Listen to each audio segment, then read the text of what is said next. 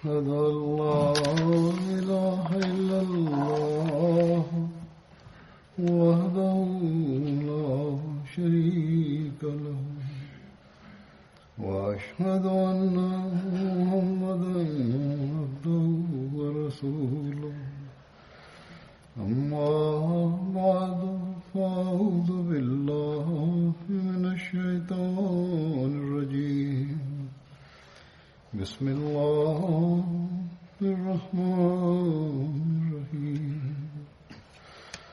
الحمد لله رب العالمين الرحمن الرحيم مالك يوم الدين إياك نعبد وإياك نستعين اهدنا الصراط المستقيم صراط الذين أنعمت عليهم غير المغضوب عليهم ولا الضالين.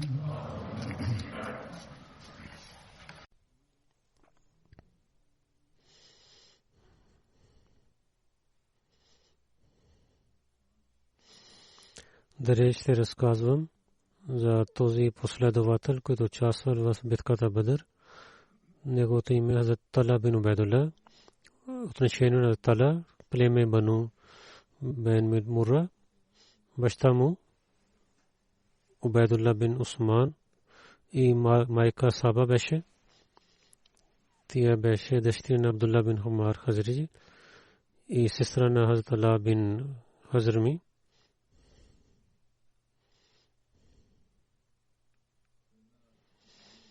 Краткото име на Тала беше Абу Мухаммад. Хазрат Ала бин Хазрми, баща беше Абдулла бин Ибад Хазрми. Ала Хазрат Маут беше отношение и беше приятел на Хал бин Умайя. Пророк саллаллаху алейхи ва саллям прави на него глава на Бахрейн. До смъртта си той стана гувернор на Бахрейн. В времето на Умар 14 хиджри той почина. Баща му Хазрат Амр бин Хазми.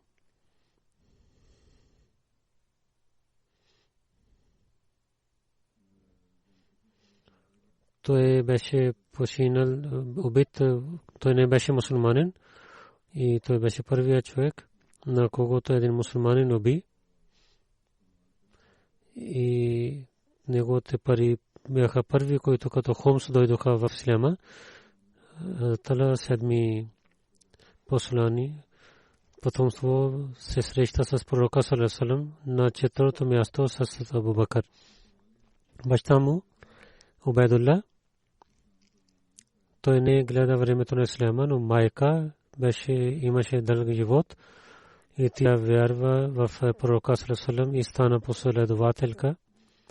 Преди приселване тя стана мусулманка.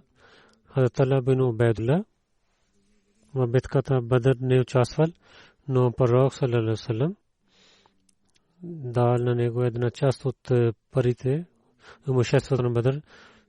Той не участва, защото пророк саллаллаху алейхи ва саллям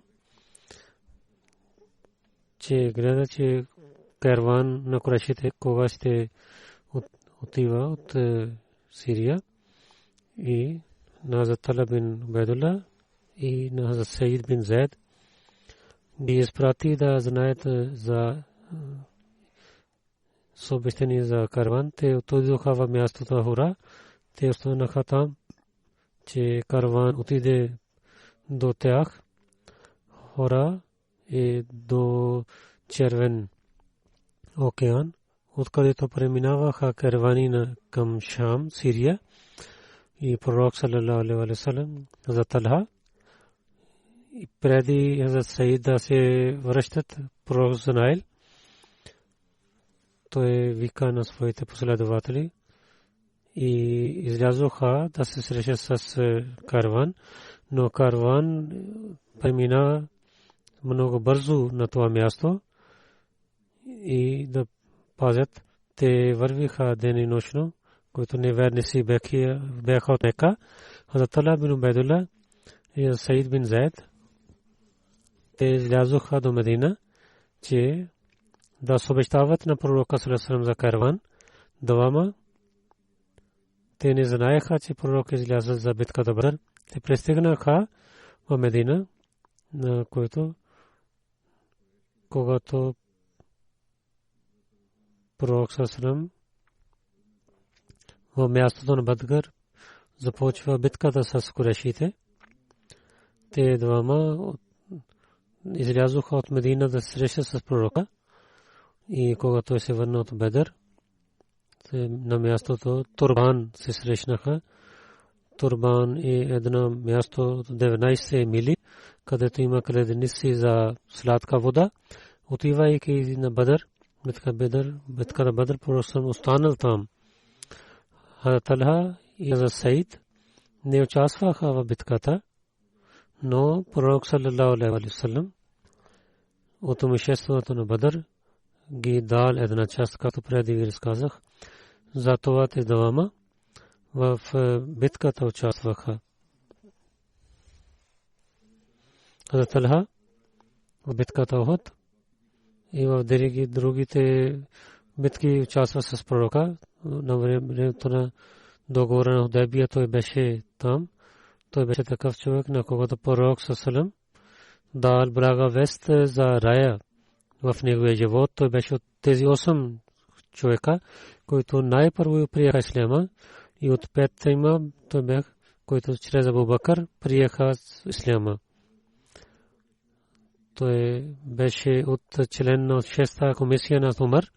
Те бяха такива хора, на които пророк саллаллаху алейхи ва саллям до времето на когато пророк почина, той беше радостен от тях. Язид бин Нуман каза, че един път Хазрат Усман и Хазрат Талха бин Убайдулла двама те излязоха след Зубайр бин Авам и отидоха при пророка саллаллаху алейхи ва саллям.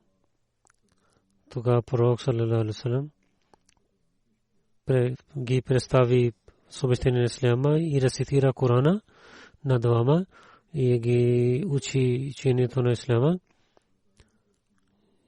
и прави договор, че Бог ще им даде уважение.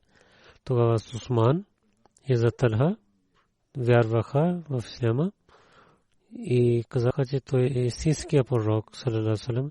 След това Усман каза, че мой пророк. Аз сега се върнах от Сирия, се връщайки Ман едно място, който преди Мота има, битката Мота. Пристигайки там, мусулманите знаеха, че румите имат 200 хиляди хора и сахаба последователи останаха там за 2 дена. Той каза, че когато пристигна до Муан и Зарка, то е едно място до Муан.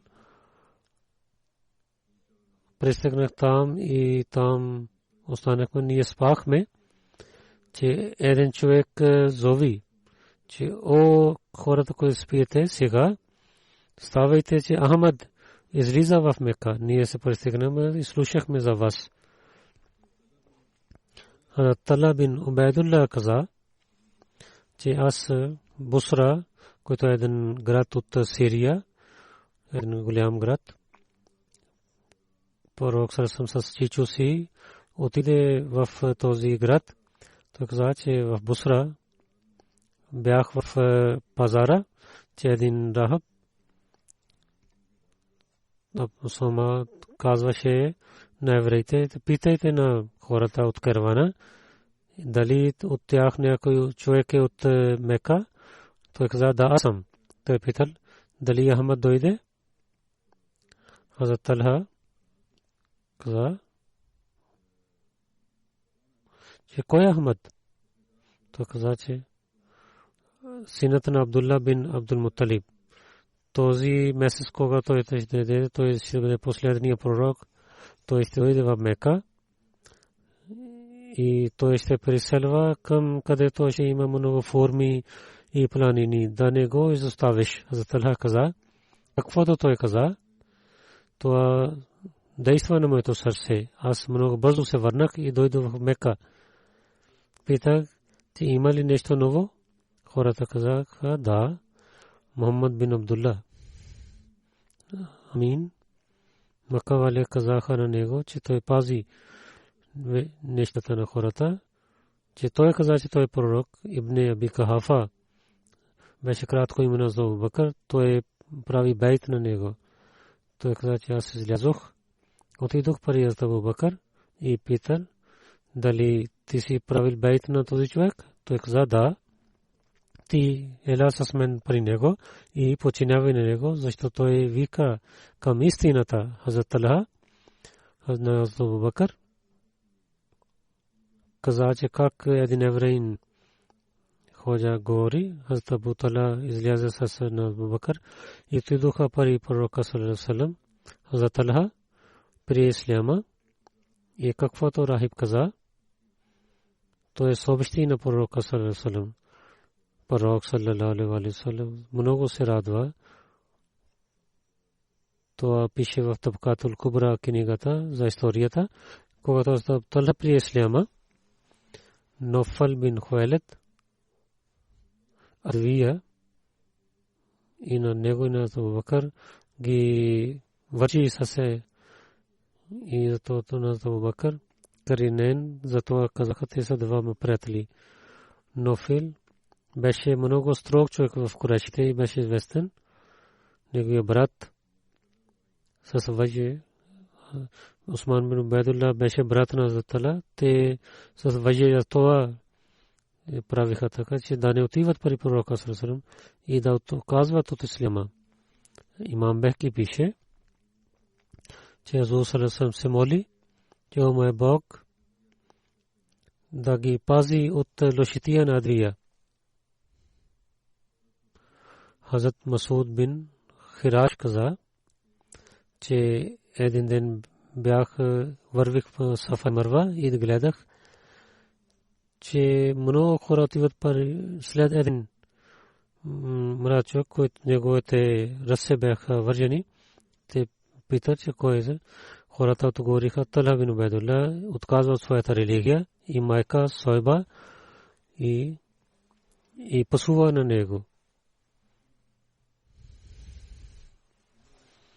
Абдулла бин Саад от баща си каза, когато пророк саллаллаху алейхи ва саллям приселвайки към Медина, мястото Харар, една долина, който до Хиджаз има една долина, казват, то е от долината на Медина. Когато излиза от Харар на сутрин, Хазрат Талха бин Убайдулла се срещна с него, който с караван се върна от Сирия. Той на пророк саллаллаху алейхи ва саллям и на Абу Бакър дал носития от Сирия, каза, че хората на Медина ги чакат. Пророк саллаллаху алейхи ва саллям бързо върви и за Талха отиде към Мека, когато той свърши своята работа и вземайки семейството на Абу Бакър, той пристигна в Медина. Хазрат Талха и Зубайр в Мека, когато приеха исляма, тогава пророк саллаллаху алейхи ва саллям преди приселване ги прави събратия и когато мусулманите пристигнаха приселваха в Медина, пророк саллаллаху алейхи ва саллям на Талха и Абу Айюб Ансари ги прави събратия. Един човек каза, има тази традиция, че пророк саллаллаху алейхи ва саллям Хазрат Талха и Саид бин Зейд ги прави събратия. И в трета традиция пише, че Хазрат Талха и Хазрат Убай бин Каб бяха правени събратия. Когато Хазрат Талха приселва към Медина, тогава той отиде при Асад бин Зарара в неговата къща, той остана. Хазрат Талха заради неговите ятви за парите, пророк саллаллаху алейхи ва саллям дал на него името Фаяз, който много харчи по пътя на Бога. за битката Каб, пророк саллаллаху алейхи ва саллям отиде до един извор. Тогава пророк саллаллаху алейхи ва саллям пита за този извор. Някой каза, това кладенец се каза Бесан, той не е сладък. Пророк саллаллаху алейхи ва саллям каза, негото име Номан и той е много сладък и чиста вода. Хазрат Талха бин Убайдулlah купи това и дал свободи, че хората да пият. Водата беше сладка. Когато Талха дойде при пророка саллаллаху алейхи ва саллям и каза тази случка, пророк саллаллаху алейхи ва саллям каза, че Талха, ти си много фаяз, който харчи по пътя на Бога. Затова хората нарекаха на него Талха фаяз. Муса бин Талха от своя баща Талха каза една традиция, че пророк саллаллаху алейхи ва саллям в битката Ухуд на Талха дал на име Талхатул Хайр. В битката Табук и в битката Хара Талхатул Фаяз дал. И в битката Хунен Талхатул Джуд дал име. Това също означава, че той харчи по пътя на Бога. Саад бин Язид каза, че пътувайки и ставайки бях с Талха бин Убайдулlah, но обикновено аз на пари носия и храна. Не гледах, че някой друг харчи за другите хора повече от него. Пророк саллаллаху алейхи ва саллям в деня на Ухуд и взе бейт на един последователи. Когато мусулманите отидоха назад, те бяха твърди и давайки своя живот, те базиха на пророка саллаллаху алейхи ва саллям, защитаваха. Някои от тях станаха мъченици.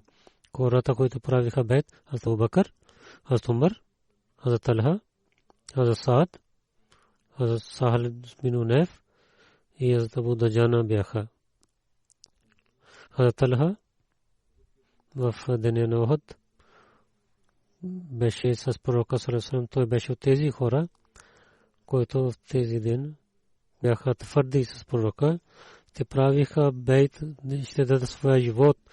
Малик бин Зухайр хвърли лък към лицето на пророка. Той пази на лицето с своята ръка и когато лък докосва неговата ръка, първата лък, и той каза си, пророк саллаллаху алейхи ва саллям каза, че ако той бисмилlah каза, така той стива в раята, че хората гледат на него. В същия ден в историята пише в битката Ухуд и на главата на Талха някой удари в главата на някой неверник. Един път той отиваше към него, другия път когато отиваше далеч от него. В тази случка, за тази случка в една традиция пише Сиратул Азбия, че Кайс бин Абу Хазма каза, че аз в деня на Ухуд гледах ръцете на ръка на Талха бин Убайдулlah, който пазише на пророка от лъкове, и някой каза, че някой копие удари, толкова кръв излиза, че той препадна. Абу Бакър вода хвърли на негото лице, той остана и той веднага пита, че как е положението на пророка саллаллаху алейхи ва саллям. Абу Бакър каза, че той е добре и той изпрати на мен към теб. Талха каза, алхамдулилlah, че хваля на Бога. Всеки проблем след пророка саллаллаху алейхи ва саллям, срещу пророка саллаллаху алейхи ва саллям става много малък. И разказвайки случка за тази битка в историята, така пише, че Хазрат Зубайр каза, че пророк саллаллаху алейхи ва саллям в деня на Ухуд имаше две бронирани ризи. Той иска да отиде на планина, но той имаше рана на глава и на лицето. Той пророк съвсем отслабна, той не можеше да закачи на едно високо място. Пророк съм каза на Талха, че той оставайки крака на него, пророк съм се качи на планина. Зубайр каза, че пророк съм, че Талха взе рая днес. В една традиция така пише, че Талха куцеше малко, че той не може да върви правилно, когато той взе на пророка Сам, то с много опит. Той много поправеше себе си, че за неговия код с пророк Сарасан няма да има проблем. След това той оздрави Айша, Умеса, които бяха дъщерите на Талха. Те двете казаха в битката Охот, че 24 рани имаше нашия баща в битката Охот. Една рана беше в краката и в краката им равна и нямаше пръсти на ръка. И другите рани бяха на тялото. Той препадна. Пророк саллаллаху пред пророк чупи неговите две първи и те заби. Пророк също препадна. Хазрат Талха взе на него и така далече отиде. Който някой мушрик, кой каза, воюва се с неверниците и той го взе до една планина. В битката Охот, когато Халид бин Валид падна на мусулманите и мусулманите отидоха тук на там, тогава муслим Ауд разилата рано така пише в своята книга. Другите случки повече тълкувания има тук за твърдостта на Талха, както е дал ятвавал, което преди слушахме. Не гледаме, че той беше велик човек, но той така пише в своята книга. Каза, че няколко последователи, че тичайки и отидоха при пророка саллаллаху алейхи ва саллям, те бяха 30 хора, неверниците с много сила нападнаха на това място, където пророк саллаллаху алейхи ва саллям беше и защитавайки на него последователите на мъченици, хората, които със сабия защитаваха и хората и на голем високи места, те хвърлиха лекове към пророка саллаллаху алейхи ва саллям, гледайки това, че враговете на същото време Талха, който беше от Курешите и той беше преселвал от Мека, гледайки, че всичките лекове те хвърлят към лицето на пророка саллаллаху алейхи ва саллям. Той стави своето ръце пред лицето на пророка саллаллаху алейхи ва саллям и лекове, които идваха, те удариха на ръка на Талха, но този последовател не правеше ръка тук на там и заради раните неговата цялата ръка беше ранена и той имаше само една ръка. След много години, в времето на четвъртия хилафът, когато мусулманите имаха война помежду си, някой враг каза на Талха, каза, че ти нямаше ръка. Другия последовател каза, наистина той няма ръка, но той е много благословен. Ти знаеш ли, ръка на Талха защитаваше лицето пророка саллаллаху алейхи ва саллям след битката на Охот. Някой човек пита на Талха, когато лекове паднаха на твоята ръка, ти нямаше болка и дали ти не казваше уф от устата. Той отговори, че имаше болка и уф излизаше, но не казах уф. Да не стане така, че казва и уф моята ръка да не пази на пророка саллаллаху алейхи ва саллям и някой лък да удари на лицето на пророка. Битката Хамрау Асвад на място, отивайки там, пророк саллаллаху алейхи ва саллям се срещна с Талха бин Убайдулlah. Пророк саллаллаху пита него, каза, къде имаш оръжие? За Талха каза, че до мен. Той бързо отиде и вземайки своите оръжия и Талха имаше 9 рани на гърдите си от битката Охот. Повече 70 рани той имаше на тялото си. За Талха каза, че от раните си и повече пристесних за раните на пророка саллаллаху алейхи ва саллям. Пророк саллаллаху алейхи ва саллям дойде при мен и пита, че ти къде гледа на враговете? Аз казах до близо. Пророк също мислех така, докато има отношение на курайшите. Пророк саллаллаху алейхи ва саллям каза, че те няма да вършат така днес, докато че Мека ще даде на нас. На времето на битката Табук, пророк саллаллаху алейхи ва саллям има новина, че някои измамници се събират в Еврейн Суелем и негото ще бъде Джасум, място Джасум, казват бере Джасум към Сирията до Радич. Абу Хасам бин Тайяхан имаше кладенец. Водата беше много хубава на този пророк, пил вода на това кладенец.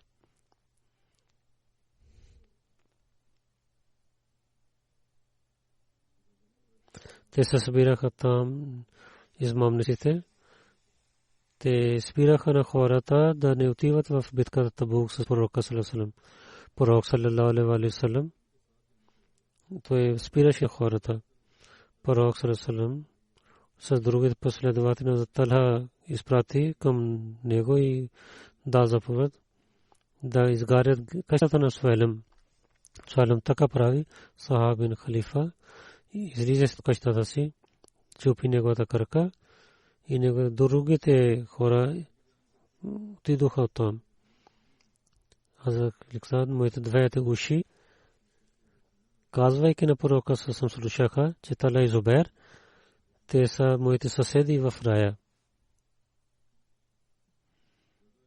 В битката Табук, който не участваха, беше Закат бин Малик и не говориха след 40 дни, когато Бог прие неговата прошка и беше прошка дадена на него. Той отиде при джамията при пророка саллаллаху. Тогава стана напредвайки и ръкува на Закат и каза, освен Талха не стана никой друг. Закат каза, че тази добрина на Талха никога няма да забравя. Саид бин Зайд каза, за 9 човека може да казвам, те са в рая. За 10 ще се свидетелствам такова, няма да върша грях. Той каза, как ще стане? Той каза, че ние при пророка саллаллаху алейхи ва саллям ера на планина бяхме, това търпеше. Тогава пророк каза, че оставай Йохира, наистина на тебе пророк или сидик и шахид, няма друг човек. Казаха, кои са тези хора? Саид каза, пророк саллаллаху алейхи ва саллям, Абу Бакър, Умар, Усман, Али, Талха, Зубер, Саад и Абдурахман бин Ауф са тези хора, тези 9 хора. И 10-тия кой? След малко той каза, че аз съм този 10-тия човек. Хазрат Саид бин Зайд каза. Хазрат Саид бин Джубайр каза, че Абу Бакър, Умар, Усман, Али, Талха, Зубер, Саад, Абдурахман и Саид бин Зайд бяха такива хора, че в битката до пророка саллаллаху алейхи ва саллям пред него те воюваха в молитвата, след него ставаха. Джабир бин Абдулlah каза, той каза, че пророк саллаллаху алейхи ва саллям каза, че онзи човек, който гледа някой човек да гледа на мъченик, той да трябва да гледа на Талха бин Убайдулlah. Муса бин Талха и Иса бин Талха от баща Талха бин Убайдулlah казаха, че последователи на пророка саллаллаху алейхи ва саллям казаха, че един арабин, питайки на пророка саллаллаху алейхи ва саллям, дойде, ман каза Нахба, който изпълнява своя договор. Кои са тези хора? Когато този арабин питал пророка, пророк се мълчи. Пак той питал, той не отговори. Той пак пита, но пророк не дал отговор. Третия път тя това, че аз пред вратата на джамия, аз носих зеленен дрехи, когато пророк гледа на Талха и каза, че къде сте онзи човек, кой ман каза нахба? Кой е този човек? Този рабин каза, че аз съм тук, ами пророк. Пророк каза на мен, че виж, това ман каза нахба. Той е от тези хора. Абдурахман бин Усман каза, един път на Тала бин Убайдулла разилата лану принците него бяхме, ние отидохме за хаджлак. Един човек докарал една патица като подарък на Тала спиеше. Някои хора ядуха и някои не ядуха. Когато Талха разилата се свободи, той прави приятел на тях, че ние също ядохме такава птица във времето на хаджлик, по времето на пророка. Един свободен Аслам, който беше слуга на Умар, че Умар на Тала бин на тялото на Тала бин Убайдулла две дрехи, които бяха черни. Той беше в Ихрам. Той питал, че от Талха, че защо носиш тези дрехи? Защо те са червени? Той каза, Амирул Муминин, аз в земята така правих. Умар каза, о последователи на джамата, вие сте имами. Хората ще починяват на вас, ако някой неграмотен ще гледа тези дрехи, че Тала ще носи такива, че той е във времето на Ихрам. Той така ще обвинява, че бели дрехи трябва да носиш. В друга традиция, те са думи повече. Умар каза, че най-хубава дреха за Ихрам е белите дрехи, да хора да не съмняват. Хасан каза, че за Талха бин Убайдулла на земя на Усман бин Афан, той продал на него 700,000 дирхам. Когато Тала взе тези пари в своя дом, той каза, че ако някой човек има толкова пари през нощта, не знае, че през нощта какъв заповед има за него. Затова за Талха през нощта така прекарва, че неговите хора взеха тези пари и отидоха в столиците на Медина. До сутрин хачиха всичките пари. Нямаше един дирхам пари него. Ибн Джарир каза, че Талха се срещна с Усман тогава, когато излизаше от джамията. Талха каза, че 50,000 дирхам са при мен, че изпратите някой човек, че вземете обратно. Аз взех заем от вас, сега имам пари. Това Усман каза, заради обеща към вас, аз давам подарък на теб. В битката Джамал Талха стана мъченик. В традиция пише, Кайс бин Абу Хазим каза, че Марван бин Хакам в битката Джамал, той хвали лък в краката и излише с кръв, и тогава вземеше със своята ръка и спираше кръв. Затова каза, кали се името на Бога, не дойдоха на лъкове на тези хора. Той каза, изоставете, че този лък идва от Бога. Тала бин Убайдулла в битката Джамал 10 Джамади Сани, той беше 64 годишен или 62 годишен беше. Саид бин Усия каза, един човек каза, Али Талха и на посуваше на Зубер, Асад бин Малик, Асад бин Аби Вакас спира на него и каза, че да не посувай на моите братия. Той не спираше. Асад стана. Той се моли 2 ракат намаз. След това той се моли,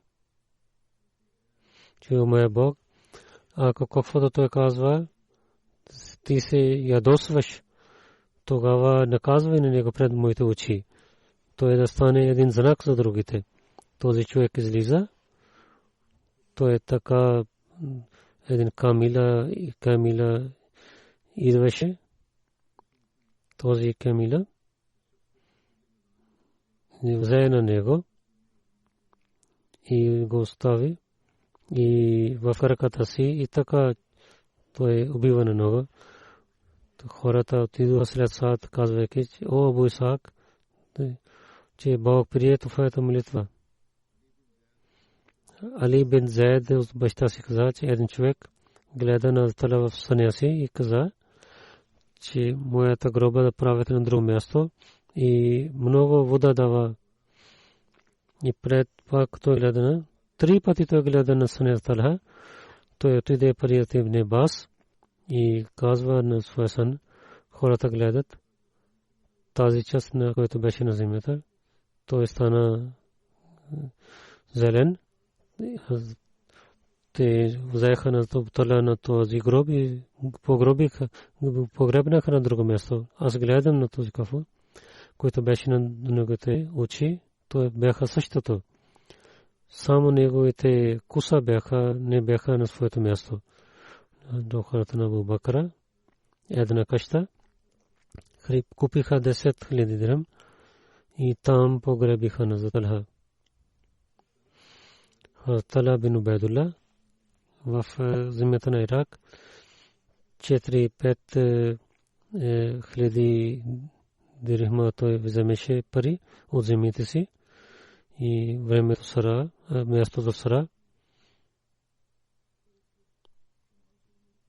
който една планина там на Джаблу Сара също казват, най-малко 10 000 динар дирхам той имаше и другите земи той само вземеше гъла и нямаше някой беден човек, че той не им дал пари на тях и той прави ника на техните видовици и той дал пари на неговите бедните хора. Той помагаше на бедните хора и той дал заем на хората, които те взеха от другите хора. Всяка година, който имаше пари на Тайша, 10 000 дирхам той изпратеше си. Аз Муавия пита на Муса бин Тала, Абу Мухаммад бин Убайдулла, колко пари той изостави след себе. Той каза 29 000 дирхам, 2.2 милион дирхам и от другите земи, които имаха пари. Той стана мъченик в битката Джамал, както ви казах. И в следващото проповед ще ги разказвам. И това ще разказвам отделно, че някои въпроси, които ни имаме, да има отговор за тези неща. Иншалlah, следващия път ще разказвам. Сега в миналата хутбе каза, че тази болест, която има коронавирус, и да защитавате себе си и в джамиите, когато идвате, внимателно да идвате. Ако имате проблем, да не отивате там, където хората са, пазете себе си и на другите пазете и много да се обръщате към молитвата. Нека Бог да пази на света от тези проблеми.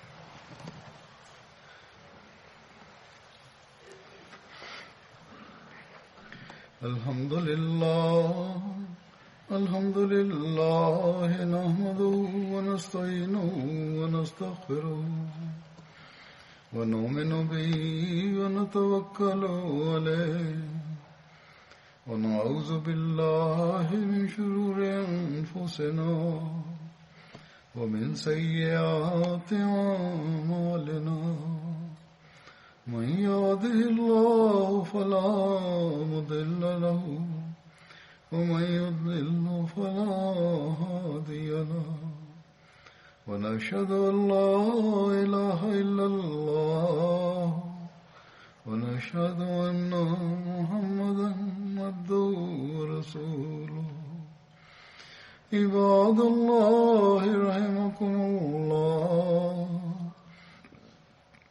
إن الله يأمر بالعدل والإحسان وإيتاء ذي القربى وينهى عن الفحشاء والمنكر والبغي يعظكم لعلكم تذكرون اذكروا الله يذكركم وادعوه يستجب لكم ولذكر الله أكبر